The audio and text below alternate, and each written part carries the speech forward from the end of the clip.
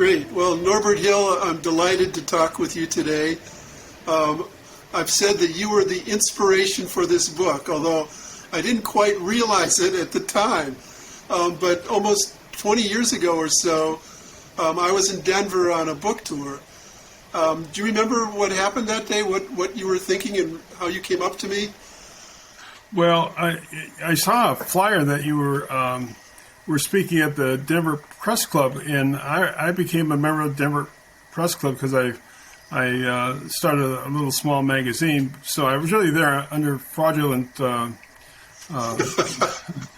identity. But in any case, they had good food at the Denver Press Club, so I figured I had read the Lombardi book and the Clementi book, and I saw Roberta play in Pittsburgh, so I thought I'd come and see you, and I really enjoyed your talk, and I thought, well, I thought I would ambush you and talk to you about Jim Thorpe, because I had been collecting materials for a long time, and I sent them to you, and I said, well, this is going no place. I didn't realize I was planting a seed. You sure were. What got you interested in Jim Thorpe? Well, actually, my father was an athlete and a boxer and a football player. In fact, Curly Lambeau looked at my father when he was playing high school football. Huh. And so, as you probably know, your first classroom in your lifetime is your kitchen table. Mm-hmm. And my father would talk about Jim Thorpe or other Oneida athletes. And as a kid, I thought, he's just making this stuff up, Mm-hmm. And I didn't realize till later, what a valuable source this was. And then I came to know Vine Deloria, and he talked about the renaissance of Indian athletes, the golden time, in that we may have been defeated by the armies and the cavalry, but we weren't defeated on the athletic field. And so there's a lot of notable athletes that came through in the late 1800s and early 1900s that said, we may have been beaten on the field, but we're not going to be beaten on the athletic field. So anyway, there's some great athletes at that time. That's for sure. And, the inspiration for Jim Thorpe in football was an Oneida Indian who went to Haskell Institute after being at Carlisle for a while, and that was Chauncey Archiquette. Can you tell me about him? Well, yeah, Chauncey, interesting. He was a 200-pound fullback at the turn of the century, which was huge at that point in time. And I think Thorpe might have been about 10 years old, and he was attending Haskell, watching them playing football, and he was sort of kind of fascinating. And Chauncey kind of took him under his wing, and he took him to the leather shop, the harness shop, and got scraps of leather and fashioned a football. He must have stuffed it with shirts, or I don't know what they stuffed it with. But he gave Jim the football, and that sort of kind of piqued his interest. And so I'm contacting the Archiquette family members that are still living here, and letting them know their history, and so they'd be interested in your appearance in Green Bay. So that's kind of interesting. Yeah, my father talked about Chauncey Archiquette and the other early Green Bay Packers, and again, is this fact or fiction? And so it was almost too Ripley's Believe It or Not, and so, but he was true to his word. Yes, I mean, there are myths about Jim Thorpe, but he was magnificent enough, just the reality rather than some of the myths about him, but that's right. Yeah. How do you explain the brilliance of so many Native American athletes during that, what you call the golden era? Well, I think there's still a lot of pride, and the persistence of not giving up, and that we could still win, but we're not going to win politically or militarily. In that there's still ways that we can show how proud we are. I know guys like Jim Thorpe and other athletes made us sit straighter and stand taller because we had so few heroes. And and of course, Thorpe remains as a hero, but there's those other ones that we need to take pride in them and make ourselves feel a little bit better. So I think that's, you had all the great Haskell teams and you had the Carlisle teams. Where did Louis Tijuana come from? I mean, he came from Hopi and from nothing, and was one of the great runners of all time. And I've met some of his relatives in Hopi, and they still talk about him. And and he didn't die until in the 60s, I don't think. He was he lived quite a long time. He did. And he died tragically, falling off a mesa. That's right. Yeah. His nephew was supposed to walk him home, and he didn't. And it was dark, and that was too darn bad. But there are other. If you look at the Athletic Hall of Fame at Haskell, there is a lot of athletes there that were unsung. That played ball, and I don't know. Maybe we didn't have enough fast food that we ate well and stayed in condition physically and loved to play ball. I know my grandfather went to Carlisle. Yes. And they were sort of indentured there. They put them on farms, trying to make them farmers, and they worked harder than slaves did in the previous generation. But he used to go around from small town to small town and as a baseball player, and they paid him to pitch. He made more money pitching baseball in small towns in Pennsylvania than he did as a farmer. And so they're, that's sort of the DNA in our family. And Norbert, what was the name of that grandfather? My great-grandfather, he was Charles Allen Hill. Yeah, he was Charles Allen Hill. And while he was at Carlisle, he was also playing baseball in the summer? Yeah, he was moonlighting. Yeah, yes. Yeah, that's right. So, he probably got $10 to pitch a ball game, but he didn't get that much in a week being a farmer if they paid him at all. So. That was the whole outing system, as they called it, which was that's right. Really a ripoff. Oh yeah, in so many ways. Well, that didn't encourage anybody or support anybody to be a farmer. That's for sure. It was a lot of work, and so they had more fun playing ball. And there was that whole tradition of playing lacrosse. That games went on for weeks, and without any goal, but maybe a rock or some kind of geographic place, and it'd have hundreds of people playing. And so athletic feats were not uncommon. And, just the athletic feat of riding a horse and killing a buffalo. I mean, that's pretty daunting. And other physical things like that. So I think athletics was sort of kind of a natural for a lot of Native people. And, of course, sort of the epitome of that level playing field against the U.S. Army was the 1912 Carlisle Army game. Exactly. Yeah. He sort of finally got some revenge. Yes. Well, that's right. And I can't imagine with those cardboard helmets and no face mask. It had to be a fist fight every time they centered the ball.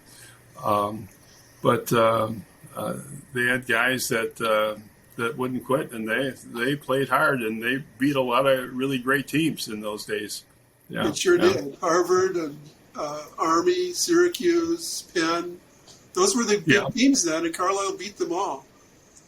Well, they say Thorpe had such great timing. He was, 180 pounds maybe? But his timing and strength was beyond others. And, of course, those athletes he played with from other tribes just bonded together, and they became a tribe unto themselves. And so they just weren't going to get beat. There was sort of what do you call the epitome of high-performing teams, And I don't think guys at Penn had that kind of bond. And and plus they got to travel a little bit, too. So there were quite a few students and athletes from the Oneida Nation in Wisconsin that went out to Carlisle. How did that happen? Did they go voluntarily? Was there, I know some people were sort of forced to go there. What was the story with your great-grandfather and that generation and how they ended up at Carlisle? Well, a lot of Oneidas went to Carlisle as volunteers because originally the Oneidas were part of the Iroquois Confederacy.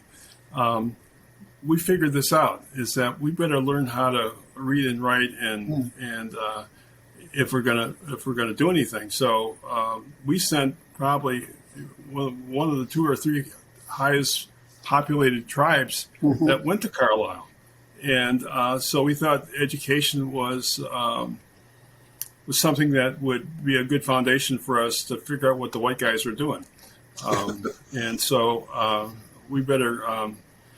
My father always talked about putting on the white man's tennis shoes and running faster than he can. So, education was a forerunner because we were there 100 or 150 years before people moved west, and where they were put on reservations, and we figured we better figure this out. So we always embraced the opportunity of education, but the cost of that was that we lost our language. We became English speakers first. So there was a price for this white man's education, and all the discrimination that went with it. But we're still one of a progressive tribe in terms of understanding.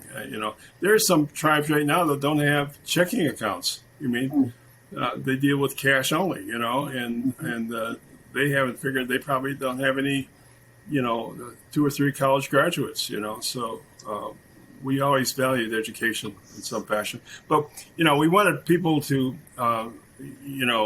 be Indians when they finished their education, yes, not to be brown guys that had a white man's education. And so we've always had the challenge of balancing all of that. Yeah, that's the paradox of the boarding schools, right? Right. Because their purpose was to basically drain the Indianness out of Indians. That's right. So you had to figure out how to survive that and maintain your identity. Well, that and the church had a big deal with that too. They wanted to Christianize Indians, so they wanted to take the Indian out of the Indian, and I think there's now a rebirth of that now in terms of people wanting to identify as being Indians and belonging. What does that mean? And so it's the colonial kind of thing of. I think a senator in Delaware, Higgins, said in 1865, the solution here is intermarriage, and that we can get rid of the Indian problem by diluting the blood over time. And so that was always the plan. And of course the government was always and the corporations were always after land and resources. Yes. So that was we're still fighting on that one. Yep. Yeah. And sort of the symbol of some of that is the cemetery at Carlisle, where 185 young people died while they were there, and some of them only now in the last few years are being repatriated to their homelands, including I think some from Wisconsin, right? That's right. That's right. In fact, we had some Oneidas that were repatriated, and some people said, if I send our kids to boarding school, I may never see them again. In fact, my aunt died at Haskell. And my grandmother was a doctor. They didn't call her until it was too late, and she had to go back up and pick up a dead body rather than going out there to be a doctor to her. So that was a family tragedy in our family. So. Now, Norbert, one of your many accomplishments was being the co-author of a book that was very valuable to me, The Great Vanishing Act, and dealing with so many issues around blood quantum and the the sort of genocide against Indians over centuries. Tell me about sort of your perspective on why you did that book and what points you were trying to make. Well, my first job in education was an interview, and a professor asked me, "Why are you an Indian?" And I said, "That's not an interview question." But nobody ever asked me that question. I says, "Well, it came with the body. Why?" And really I wanted to say, "Why are you a white guy?" But I figured, well, I blew the interview already, but I did eventually get the job. But that was the seed for the book. And it's a great question, but it's not an interview question. It's a question that we internally have to ask ourselves or ask our families or our dear friends in terms of why are we Indians and what does that mean? So the seed was about belonging and identity. And then the more we dug into it, we talked about policies, the Indian Reorganization Act and the Allotment Act and all the things that eroded our own identity, along with millions and millions of acres of land. And so we're trying to figure out one of the biggest challenges we have right now is our birth rate is lower than our mortality rate. We don't have families of 10 and 12 anymore. We've got families of 1 and 2 because of the economics. And baby boomers are dying out now, and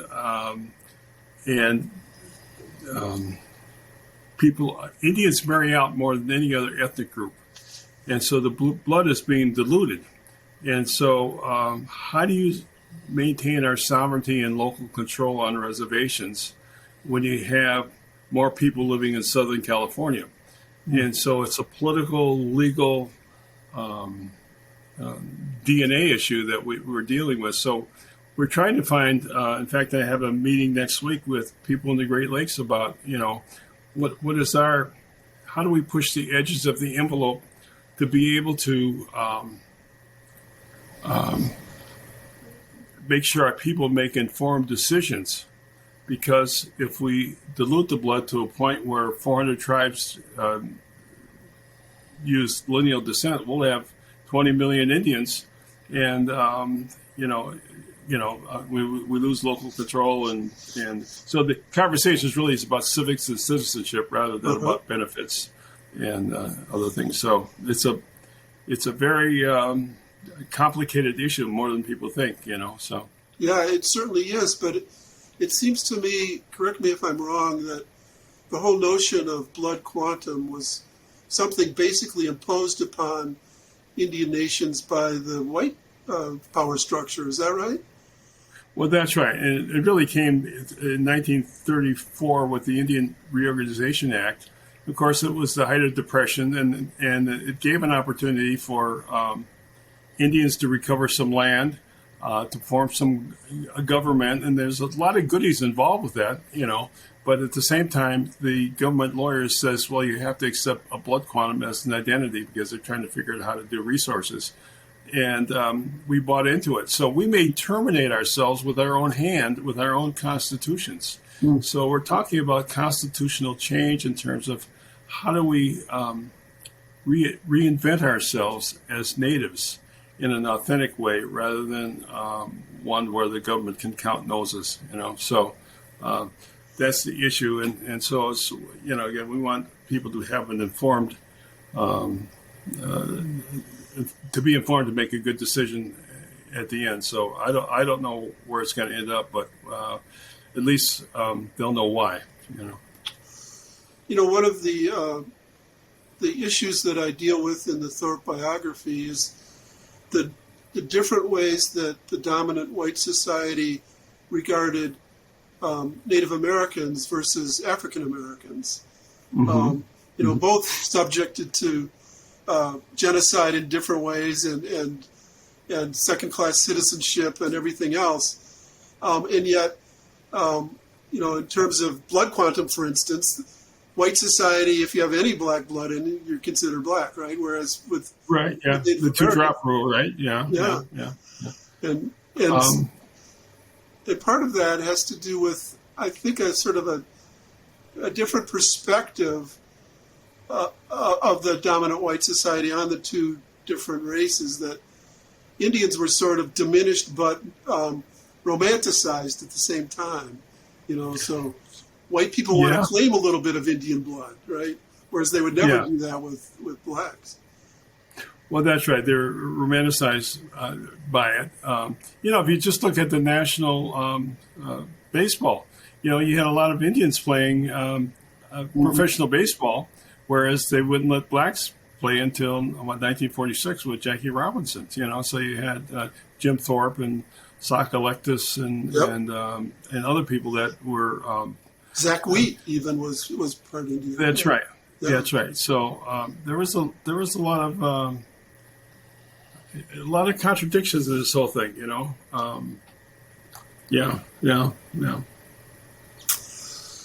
So just in terms of how did Native Americans survive all of this? You were down to what? It was like 230,000 Indians at one point, at its low point? Yeah. Well, that's the magic of it all, that, part of it is that we were here first and we never surrendered, the two books I love the most are the book about Crazy Horse and Malcolm X, because they were really willing to die for what they believed in terms of who they were. And,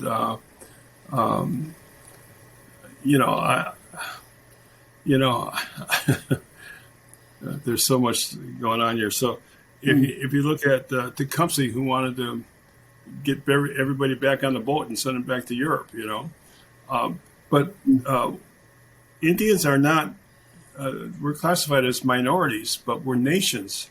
Yes. And we have land. And I think that makes the big difference because, Columbus and they didn't drag any land with them, so, so we still had a resource and even though it was diminishing, we claimed it as our home. And I think that, but also the treaties, make a difference. It's like we're not nonprofits. We have treaties that go back and we hang on to those ideals and what were our forefathers thinking in terms of philosophically, in terms of how we live and who we are and how we're stewards of the land and other things that young people are now kind of embracing. So that's a good thing. So you see a young generation of Indians that are sort of moving back in a different way to the pride of the past, or adapting it to a new world. So when we send an Indian to school, let's say college, we want them to land on their moccasins, not on their Gucci's. And so we want them to be Indians at the same time, not to give up and become anglicized to a point. So we still need to learn how to do calculus and science to become doctors and engineers. But at the same time,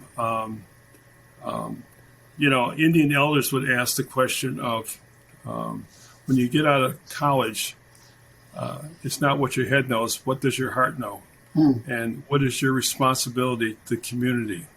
And so we're trying to build bridges backwards from the university to the reservations in terms of how to revitalize our own communities. And that's where we are right now. And I think a lot of young people want to do that, and they're starting to listen. So we have a critical mass that will do that.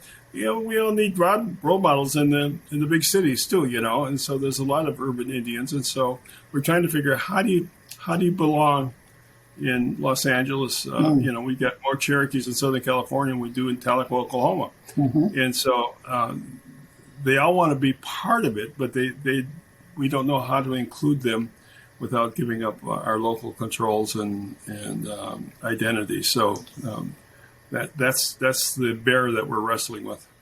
Well, it seems to me, speaking of role models, that Deb Haaland, the Secretary of Interior, is quite an important one right now. Yeah, she is, but I tried to get her to talk about blood quantum, and she wouldn't. Oh, really? No, I sent her the book, and she wouldn't. I think it's too political for her, you know. Oh, is that right? Yeah, because every tribe gets to decide who gets to be a citizen, so she can't dictate that. But I wish she would have, and I thought I had an inside track to get her to speak, but she's ducking me. So well, I'm going to meet her. I take a lot of pride of her being in the interior, though, of course. Yes, and her work on the environment and on boarding schools, and it's quite important. Norbert, I'm going to meet her later in June, and I will bring that up to her. Oh, please do. You know, and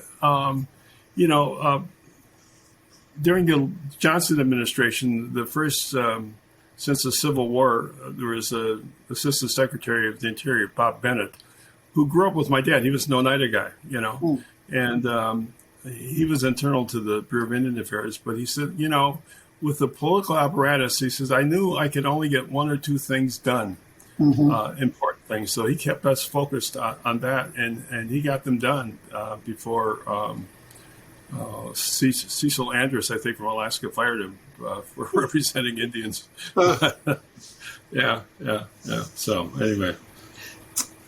Well, I'm greatly looking forward to getting up to Oneida country. Well, yes. In September, and getting you a copy of the book, and you've been a very inspiration to me, Norbert. So I can't tell you how excited I was. I'm so pleased that you included this, and that may educate a lot of non-Indians about the policies and what happened to Indians, not just Jim Thorpe. I mean, I think you got two subjects here. You got Jim Thorpe, but also you got what happened. And it's a great history lesson in terms of, I hope they don't cancel your book in schools, but, but it's a great teaching tool, not only to Indians, but to non-Indians in terms of, here's the history here. And you had, the first commissioner of Indian Affairs, and you got a guy that won the National Ballroom Championship, and, he's still a humble guy, and, well, that's why I wrote the book. I'm always looking for more than just the drama of the individual. But when you look at Jim Thorpe's life, I mean, he was born the year the Dawes Act was passed, right? Yeah.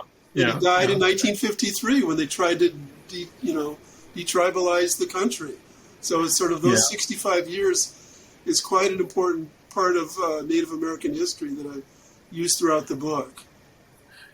And I think the thread of his life is he was always trying to do the right thing for Native people, and rather than trying to make a buck, and he was trying to survive, of course. But he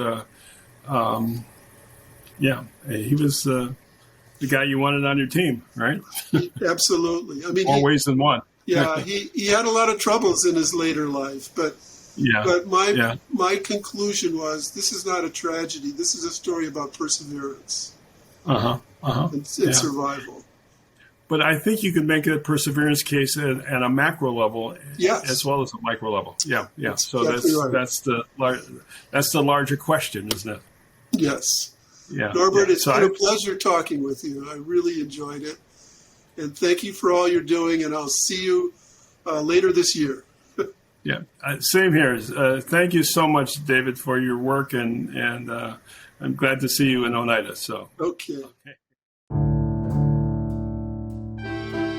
Path Lit by Lightning, The Life of Jim Thorpe, is available online and at bookstores on August 9th. Visit davidmaraniss.com to order your copy.